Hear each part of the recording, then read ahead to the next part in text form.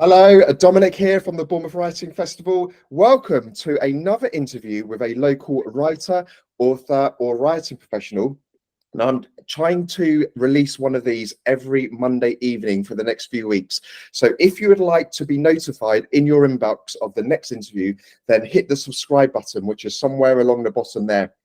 So today I'm absolutely delighted to welcome Patrick Larsimont, and Patrick is a huge supporter of the Writing Festival. He comes along to our networking events and comes along to the festival and all sorts. And I have actually read one of his books, so I'm delighted to speak to him in a little bit more detail about his writing journey. So welcome, Patrick. Hi there, everyone. Thanks very much for having me, Dominic. I'm looking forward to this. No problem at all. So Patrick, you used to work in advertising many years ago, and now you have 4 published books under the Jocks McNabb series, and they're all kind of World War II historical novels. So tell me, how did you go from being in advertising to being a published author? Sure, yeah.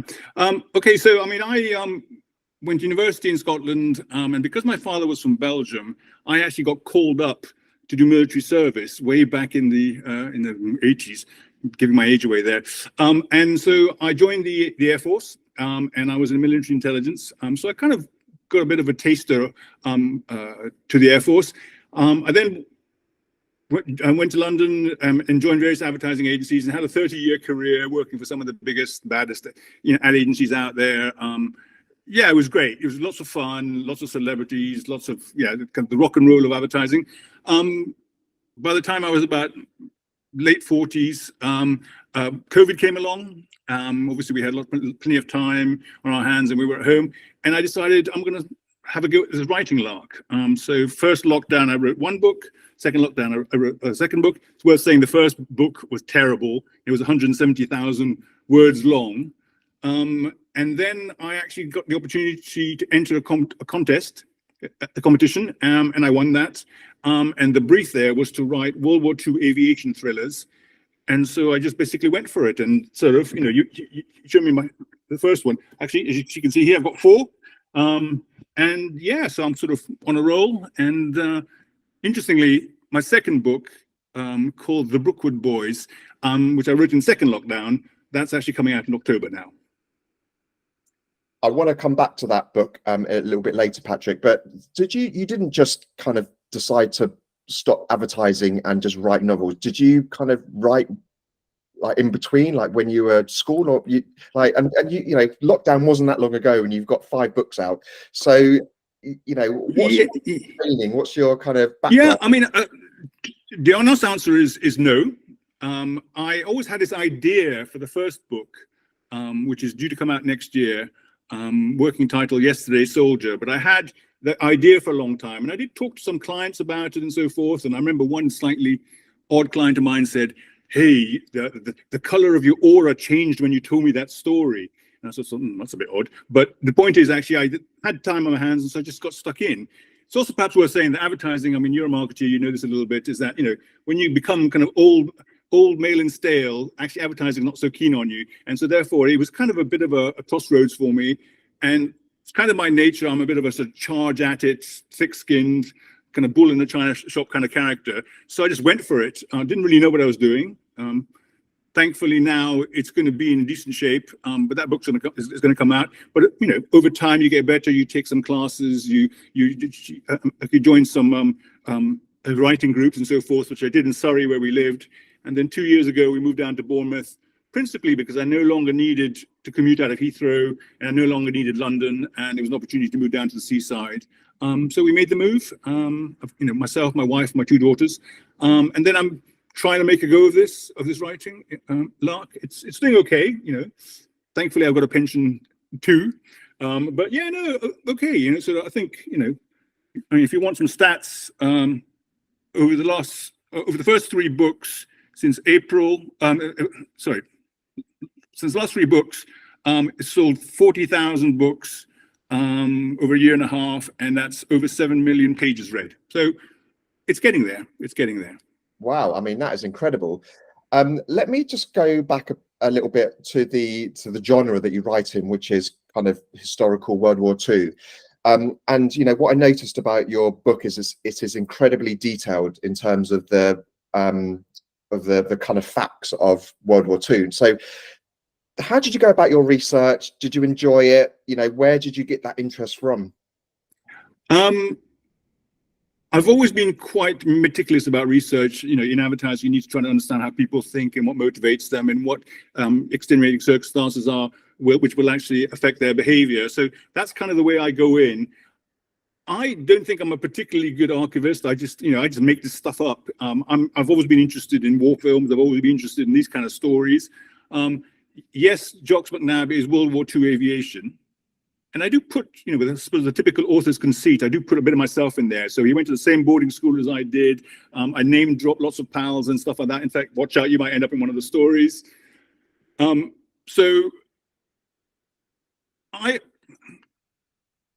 Research is important, but actually it's just stuff that I do, and I look, and you know, the internet is wonderful, and you know, so I'm describing about flying over Malta, over mountains and stuff like that. Clearly, I've never done that.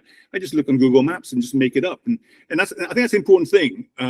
Is that as a writer, it's about your imagination and basically telling the story, and it's not so much about the facts. Although, thank you for saying that most of the facts are evident, and it's worth saying this is a slightly dangerous world for me to be writing in, because they are what I call the rivet counters. Who are guys who are really into this, even more than me, and will come back and tell me that I've got this wrong or that wrong. And actually, I'm happy with that, because that means they've engaged with the story and they want to actually chat. And I always reply. I always, you know, plan to change the books as they request. And actually, that's made the books quite sticky, if you want. And obviously, with the series, that helps. In fact, I was going to ask you about people that fact checked and say, well, you got that wrong, or you got that squadron wrong, or whatever. But it sounds like you take it on the chin, you know, and actually it helps you to develop the next books, I suppose. Totally. I mean, one of the things which is particularly important is that, I mean, I'm not a pilot. I can't fly. I don't know one end of a thing. So actually, yes, there's also stuff out there, and there are a huge number of biographies and autobiographies by various pilots and Spitfire guys and so on. So I use that, you know, I've had lots of guys actually say, this guy really knows how to fly. You know, he looks like he was there and all this. So maybe they don't know how old I am or whatever comparatively, but clearly I wasn't. So I take that as a compliment. And so, you know, I think the key skill is to be a storyteller, a compelling storyteller, rather than necessarily a sort of technician. And I think perhaps in this particular genre, sometimes there's a tendency to sort of sink into that. I mean, you know, you only need to look at, you know, some of these thriller writers where they talk about the 7.62, 7 magged, blah, blah, blah. And you sort of think, oh, okay, really? Anyway. And I think there is a fine line there between facts and creative license. You know, like all films, Titanic, for example, they always say, well, that was wrong, but, you know, let's have some creative freedom. And as you said, make it up, because sometimes the imagination makes better stories. I mean, one of the things I'd like to try to do is to actually take real people and populate my story with it. And so people, and my readers have actually quite appreciated that. The one sort of get out of jail card is at the end of the book, I always have quite a lengthy historical note, and the thing that I do have to do is to play around with the timelines a little bit, because otherwise Jocks can't be everywhere doing all these things. I mean, you know, as it is, I'm writing book 5 at the moment, and he's probably like 23 or something now, and he's been like in about 17 battles and stuff. But again, that's no difference from, you know, Sharpie or Patrick O'Brien books or whatever. These guys have to survive and tell the story and have to have buddies and stuff. But yeah, so it's good fun. So talk to me about Jocks McNabb, who is your main character. So you've got 4 books out already, and Yep. they're published by Superi Books. So did you go to them with, or did you have in your head, you know, this is a character which can run and run, you know, you kind of had 4 or 5 more books in your head already, or have you just kind of, you know, and I suppose, where did the inspiration for Jocks come from? Okay, well, that's a very good very good question. And in fact, I did share on the Bournemouth Writing Festival site. Superi Books actually, I guess, specialize in series, and they actually ran this competition where you had to write the first 3 chapters, write an outline of the first 5 books, and then a synopsis of the first book, right? And on the back of that, I won the aviation section. Interestingly, as I said, they've run it again, the competition again, and actually they're about to announce the next set of winners. And I did actually put that on the Bournemouth Writing Festival website. And funnily enough, there's a friend of mine who is from a writing group. He actually applied and has actually won, and he's going to be writing naval thrillers. So it's kind of a slightly unorthodox way of doing things, but I think it really works because you kind of know what you've got to do. And then, I mean, interestingly, actually, there's two other authors who responded to the same brief as I did, and their stories are completely different, but the only commonality being aviation, Second World War, go. The inspiration for Jocks, well, I've got a very good friend called Jeremy Brown, who, in my mind's eye, is what he looks like. We used to call him Jockey. I used to run one of my first little attempts at being an entrepreneur was a boxer short company called Jocks Box. And so I put the two of them together. I stuck him in the same school as me. He basically left school because he got caught in the pub, like me, and off we go. And so, as I say, with the author's conceit, there's a bit of me in there, but there's lots of other friends in there. And I do try to picture someone every time when I'm writing a character, because I think it's important to get the characterization full and rich. And I have been complimented on that. So, yeah.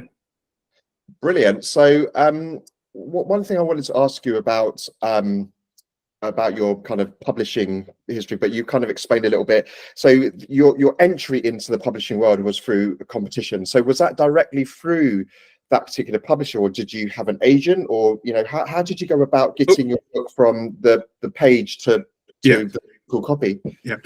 Okay. So the publishers, Superior Books, they're what they call digital first, which is where they live most significantly sort of on Kindle and KDP and Pages and stuff. But they obviously do paperbacks too. My first two books were standalone books, and I basically pumped them at agents, hundreds of agents like we all have. And, I think, I got to like 5 or 6 fulls, particularly on the second book. And as you mentioned, as I mentioned, that's not coming in October. So I tried the more conventional approach with the trad route with agents. Got some okay, but I think part of the problem is that this is. Although 40% of my readers are women, this is a slightly male thing, and I do think publishing is quite female-focused and female-led, and an old guy like me writing war stories is perhaps not as cool as it could be. That said, there is a huge audience for this, and I think that's one of the things which is very, very important. Is that now it's I would recommend to authors is think about your genre and really go for it.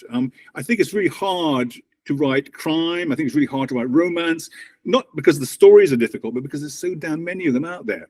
I've had a couple of author friends, quite successful ones. There's a whole bunch of them who write Viking and Roman stories and stuff like that. And one of them basically bought my books for his father, who was a Spitfire pilot, and said, "I didn't even know this was a genre." He says, "Well, of course it is. It's gone a little bit quiet because in the 70s and 80s and stuff, you'll remember there was loads of them. Len Dayton, if you're interested in this kind of thing, we know Len Dayton for being spy stories, but his World War II stories are absolutely fantastic. I'm reading one now called Bomber. Anyway, so that's how it sort of happened. And that's the thing, and that's one of the a kind of consistent piece of advice we get at the Writing Festival, particularly in the self-publishing talks, is about finding your niche, and you don't have to please every single person. If you can find your niche, and you've obviously done that very well, so you kind of almost have an engaged audience that when you're doing a next one, that you've got an audience there ready, waiting, kind of for your next absolutely. Absolutely. And there's two things I'd say about that. Is one, as an author who's starting to get his mojo going a bit, actually pre-orders are a wonderful thing, because the day you push the button, boom, there's this number that appears, and so that's great. I do have something like, I can't remember off the top of my head, but I think it's something like 800 people that follow me on Amazon, who basically are buying my book. So that's kind of interesting. But I mean, my next book that's coming out in October is actually a ghost story. So it's a slightly different genre. Yes, it's military cemetery ghosts. So it's going to be interesting how that goes. But I'm kind of hoping that's going to be my breakout book. But we'll see. We'll see. I'm going to ask you about that in just a second. So Patrick, but even before you got into the world of advertising, you're the son of a couple of diplomats. So you travelled around the world in your youth, and you say you lived in over 20 countries, and you're a person of colour. So tell us about that tapestry of cultures Sure. that informed your writing? So my father was from Belgium. My mother is from Thailand. I was born in Taiwan, so you can imagine a boarding school being made in Taiwan was great. My father worked for the United Nations, and he had a very interesting life all around the world. I mean, in fact, I went on a course at AUB to write memoirs, and I've sort of had a start at that, and that's going to be called Made in Taiwan, and that's going to be the story of my childhood all around the world. But I mean, I lived in Vietnam as a boy before the fall of Saigon. I lived in Iran at the Saudi Islamic Revolution. And after all that turbulence, I was actually then packed off to boarding school at the age of 11 or 12. And then Scotland became home, and that's kind of where my Scottishness kind of grew. But yeah, so, you know, I've been in many cultures, many schools. I've got two sisters, one who lives in Germany, the other one who lives in Switzerland. My younger sister works for the UN as well, as does her husband. So yeah, we've been a real sort of international crew. Yeah. So how do you think that has, like, consciously or subconsciously affected your writing? Okay, well, one of the things I do is I basically put characters of all different classes and origins and nations in my stories.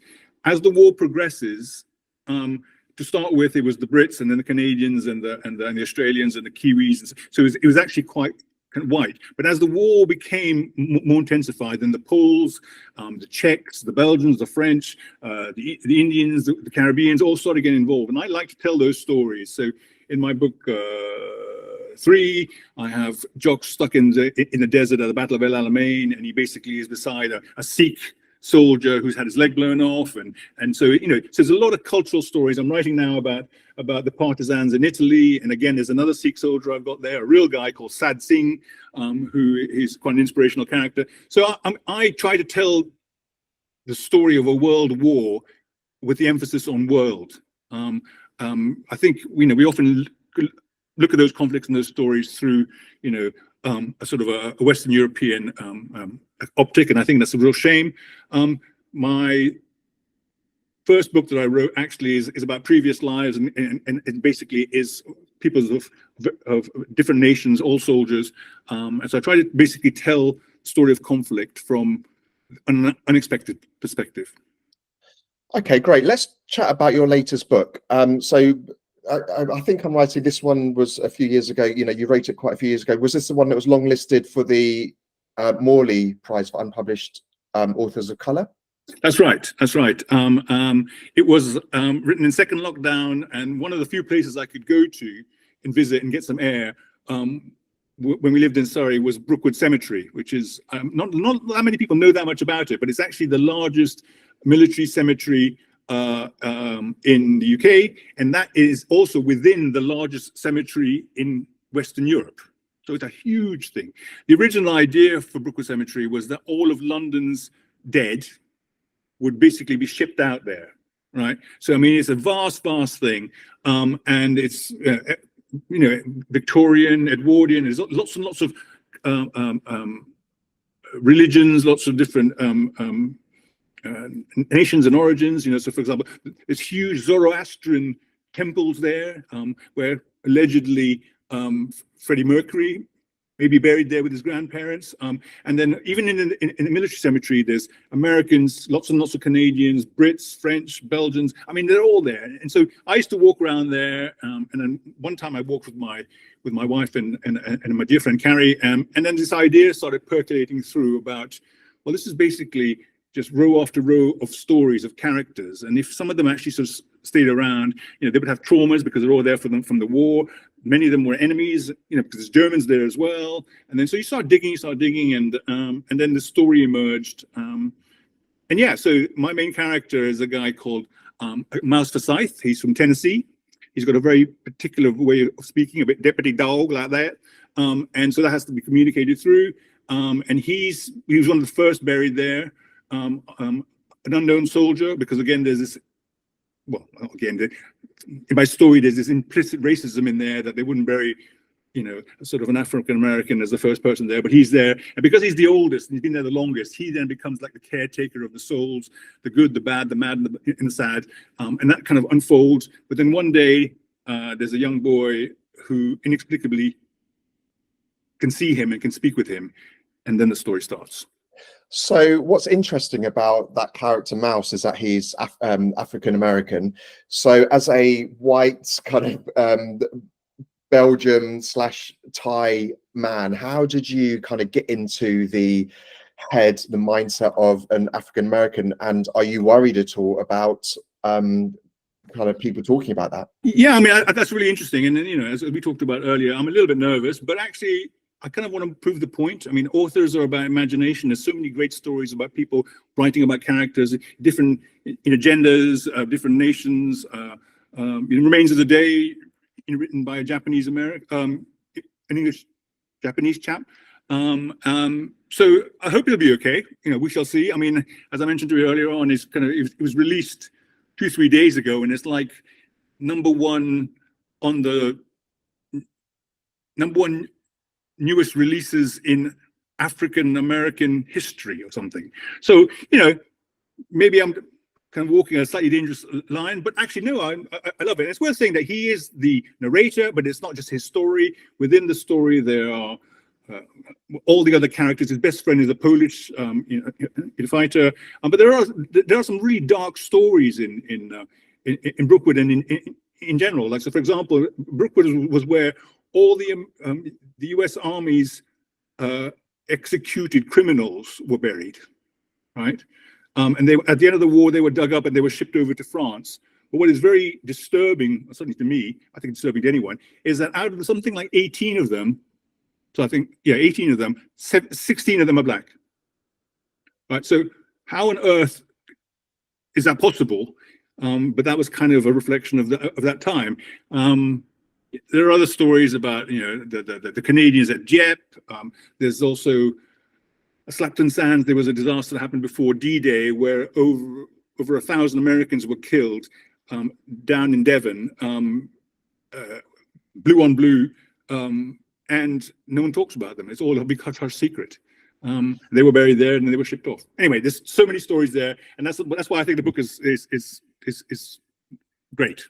Which leads me into my last question, Patrick, which is what's next? What's your future? Is it kind of keep finding stories? Are you looking at other genres? What's the dream?